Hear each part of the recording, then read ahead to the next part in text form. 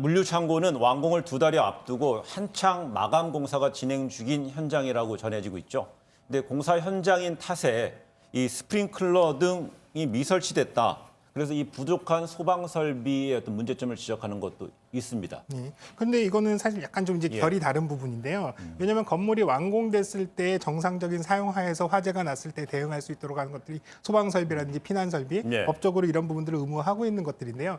이 건물은 아직 건축물로서 존재하지 않는 아직 이제 짓고 있는 과정이기 때문에 네. 이러한 소방 설비들이 다 완성된 성능을 기대를 할 수 있을 정도로 완결성 있게 설치가 된 상황이 아닐 수도 있고요. 네. 설치가 됐다 하더라도 이런 부분들이 반드시 작동되게끔 관리가 돼야 되는 상황은 아니었거든요.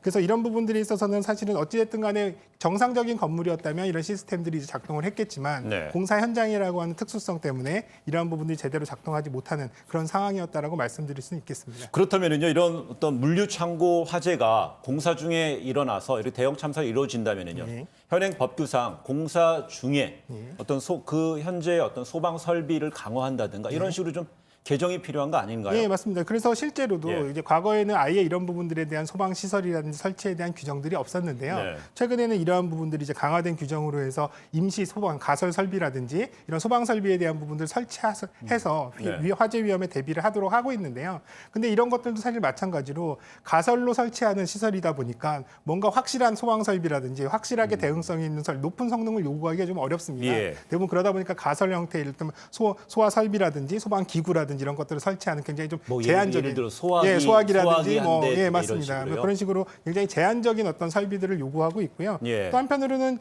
아무리 이를테면 정상적인 건물에서의 스프링클러나 완벽한 소방 설비를 하더라도 이번 화재처럼 지하에서 만약에 폭발적으로 이런 화재가 발생한다면 사실은 대응을 할 수가 없습니다. 네. 정상적인 건물도. 그렇기 때문에 이런 부분들은 공사 현장의 소방 시설을 강화하는 측면도 필요하지만 사실 이런 부분들의 위험한 작업에 대한 작업 관리 이런 부분들이 훨씬 더 중요하다고 서두에 말씀드린 이유가 예. 그런 이유입니다.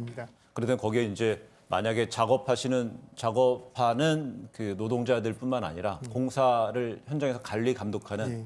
분들이 꼭 상주하면서 예. 항상 봐야 되는 것 같아요. 예, 맞습니다. 그리고 실제로도 이런 예. 부분들은요, 이런 밀폐 공간에서의 도장이라든지 이런 이제 이 인화성 물질이 있는 폭발의 위험이 있는 공간에 대한 작업 지침 같은 것들은 이미 제대로 다 갖춰져 있습니다. 다만 예. 이런 것들이 현장에서 얼만큼 적극적으로 잘 관리가 되고 또 운영이 되는지에 대한 부분들은 항상 좀 눈여겨봐야 될 필요가 있습니다. 그런데 이번에 보니까 산업안전공단이요, 해당 물류 창고 공사 업체에 수차례에 걸쳐 화재 위험성을 경고했다라는 보도도 나오고 있지 않습니까? 네, 산업안전관리공단에서 유해 위험 방지 계획서라고 하는 걸 받았다고 그래요. 근데 이게 어떤 거냐면은 건설 현장에서 어떤 안전 조치를 취하겠습니다라고 일종의 이제 계획서를 제출하는 거거든요. 네. 이걸 심사를 해서 봤더니 이게 미흡하다고 판단이 됐다는 겁니다. 그래서 다시 안전계획 그 계획서를 작수립해서 다시 제출하라 이런 얘기도 했었고 네. 현장에 직접 4차례나 가서 이렇게 하면 안 된다라고 해서 시정 조치를 요구를 했다는 거죠. 그런데도 불구하고 실제 공사를 진행한 업체에서는 그런 안전계획서대로도 안 했을 거고 안전계획 자체도 제대로 수립하지 않았다는 사실이 이번에 드러난 겁니다. 네.